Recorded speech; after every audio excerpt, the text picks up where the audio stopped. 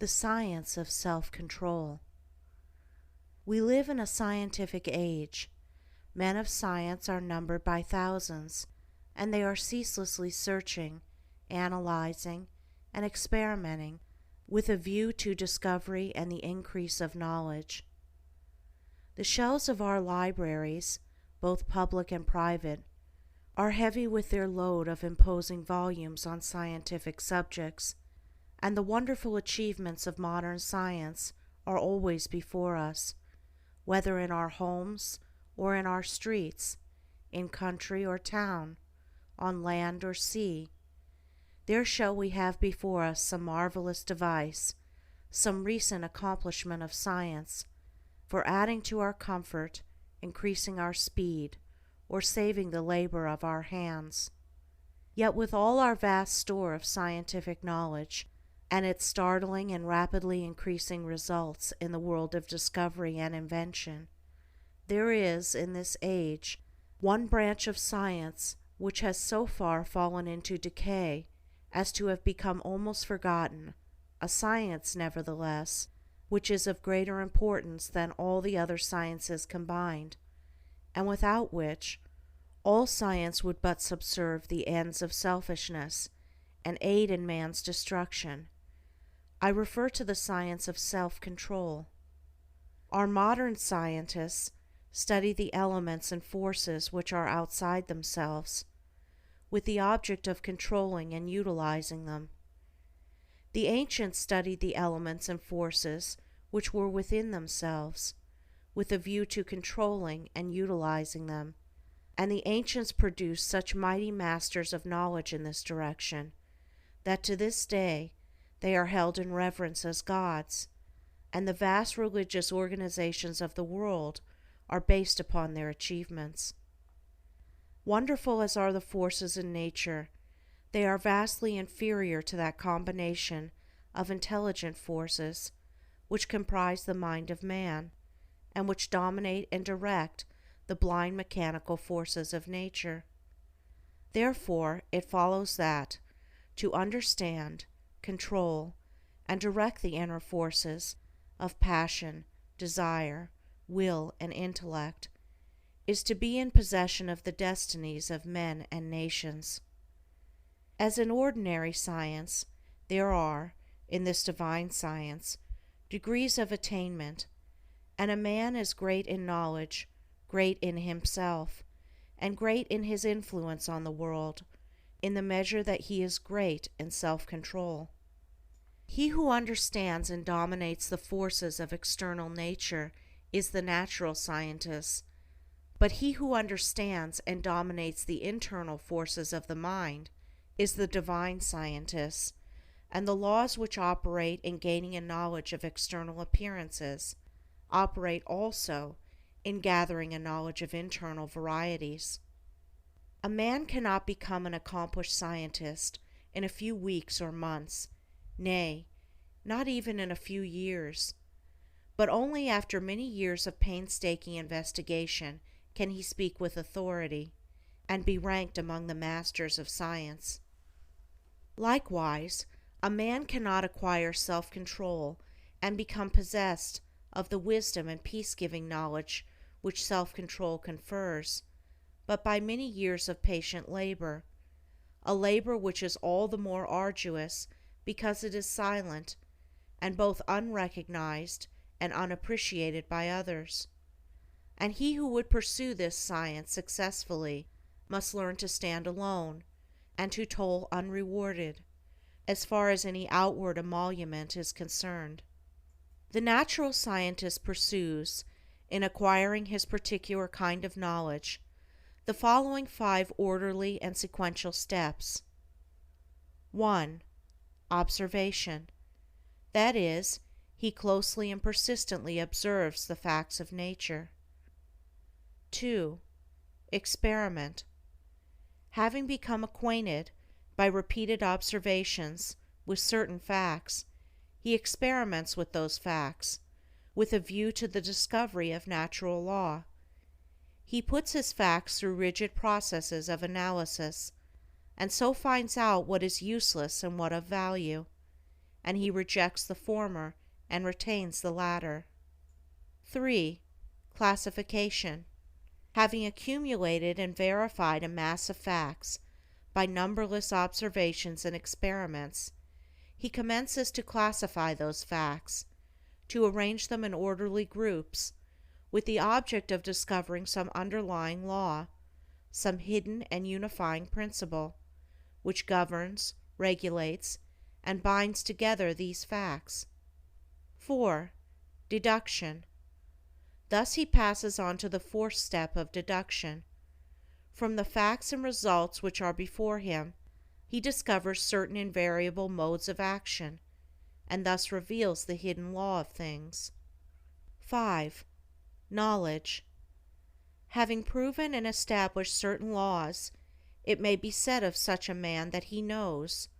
He is a scientist, a man of knowledge. But the attainment of scientific knowledge is not the end, great as it is. Men do not attain knowledge for themselves alone, nor to keep it locked secretly in their hearts like a beautiful jewel in a dark chest. The end of such knowledge is use, service, the increase of the comfort and happiness of the world. Thus, when a man has become a scientist, he gives the world the benefit of his knowledge, and unselfishly bestows upon mankind the results of all his labors. Thus, beyond knowledge, there is a further step of use, that is, the right and unselfish use of the knowledge acquired, the application of knowledge to invention for the common weal. It will be noted that the 5 steps or processes enumerated follow in orderly succession, and that no man can become a scientist who omits any one of them. Without the first step of systematic observation, for instance, he could not even enter the realm of knowledge of nature's secrets. At first, the searcher for such knowledge has before him a universe of things. These things he does not understand. Many of them, indeed, seem to be irreconcilably opposed one to the other, and there is apparent confusion, but by patiently and laboriously pursuing these 5 processes, he discovers the order, nature, and essence of things, perceives the central law or laws which bind them together in harmonious relationship, and so puts an end to confusion and ignorance. As with the natural scientist, so with the divine scientist, he must pursue, with the same self-sacrificing diligence, 5 progressive steps in the attainment of self-knowledge, self-control. These 5 steps are the same as with the natural scientist, but the process is reversed. The mind, instead of being centered upon external things, is turned back upon itself, and the investigations are pursued in the realm of the mind, or of one's own mind, instead of in that of matter. At first, the searcher for divine knowledge is confronted with that mass of desires, passions, emotions, ideas, and intellections which he calls himself, which is the basis of all his actions, and from which his life proceeds. This combination of invisible yet powerful forces appears confusedly. Some of them stand, apparently, in direct conflict with each other, without any appearance or hope of reconciliation. His mind in its entirety, too, with his life which proceeds from that mind, does not seem to have any equitable relation to many other minds and lives about him, and altogether there is a condition of pain and confusion from which he would fain escape. Thus he begins by keenly realizing his state of ignorance, for no one could acquire either natural or divine knowledge if he were convinced that without study or labor he already possessed it. With such perception of one's ignorance, there comes the desire for knowledge, and the novice in self-control enters upon the ascending pathway, in which are the following 5 steps. 1. Introspection. This coincides with the observation of the natural scientist. the mental eye is turned like a searchlight upon the inner things of the mind, and its subtle and ever-varying processes are observed and carefully noted. This stepping aside from selfish gratifications, from the excitements of worldly pleasures and ambitions, in order to observe, with the object of understanding, one's nature, is the beginning of self-control. Hitherto, the man has been blindly and impotently borne along by the impulses of his nature, the mere creature of things and circumstances, but now he puts a check upon his impulses, and instead of being controlled, begins to control. 2. Self-analysis.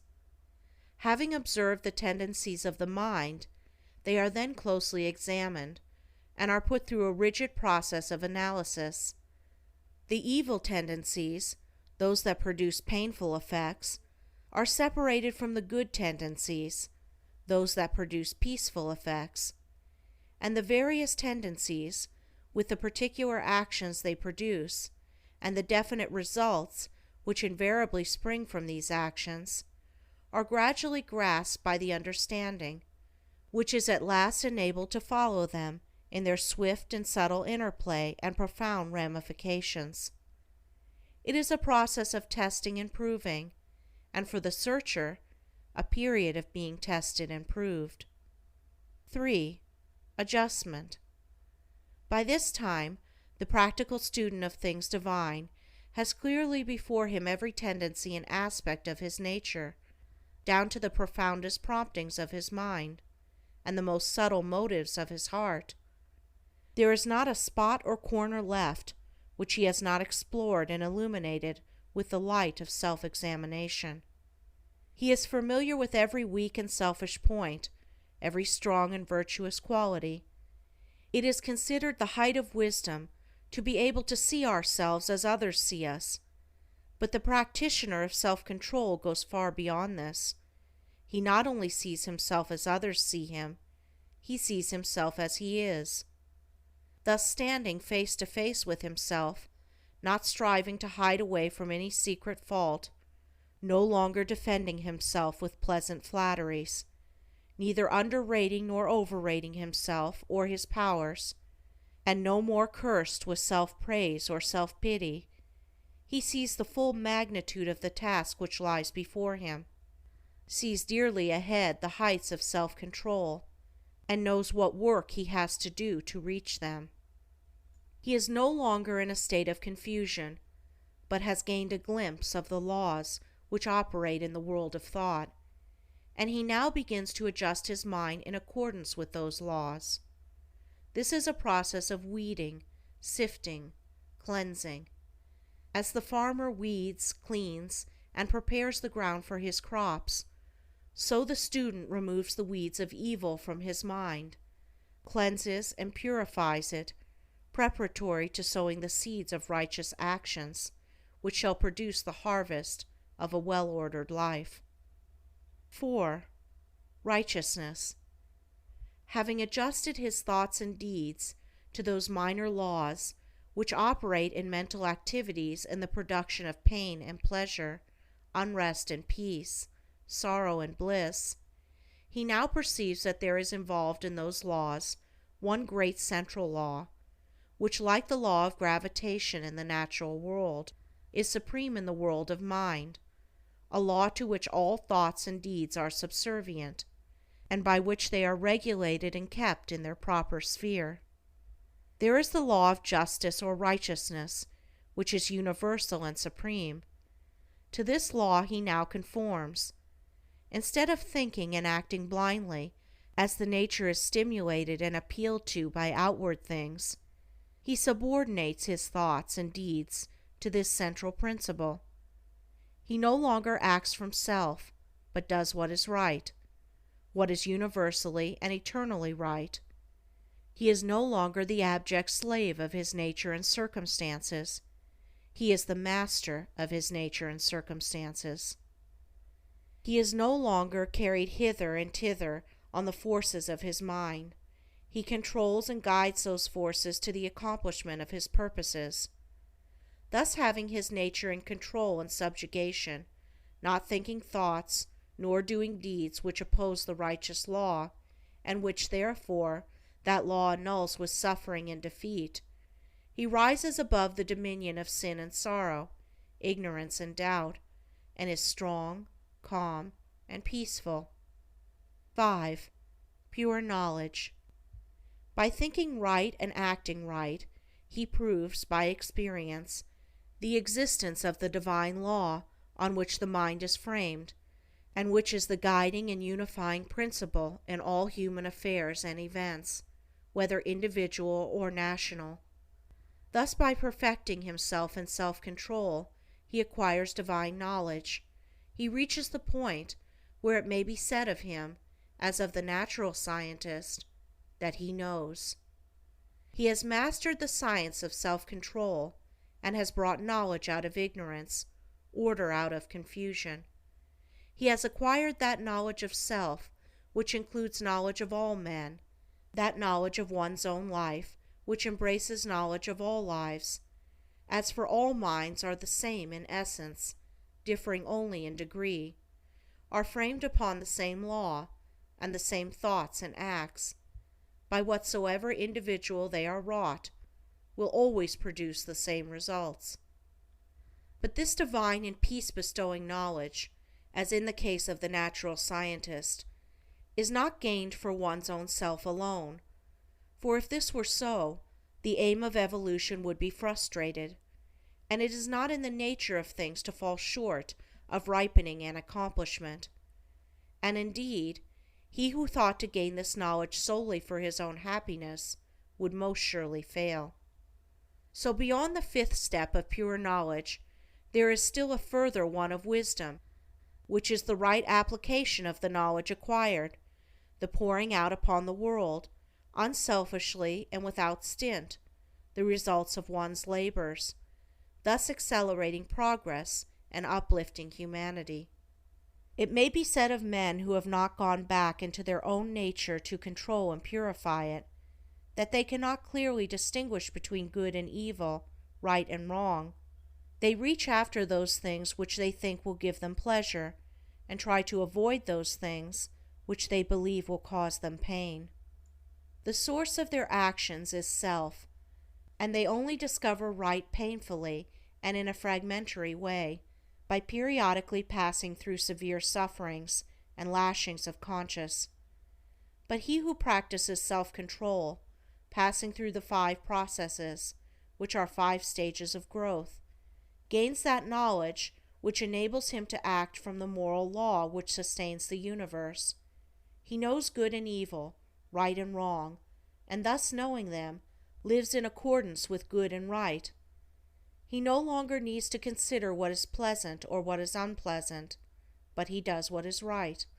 His nature is in harmony with his conscience, and there is no remorse. His mind is in unison with the great law, and there is no more suffering and sin. For him evil is ended, and good is all in all. End of chapter 2. Recording by Andrea Fiore.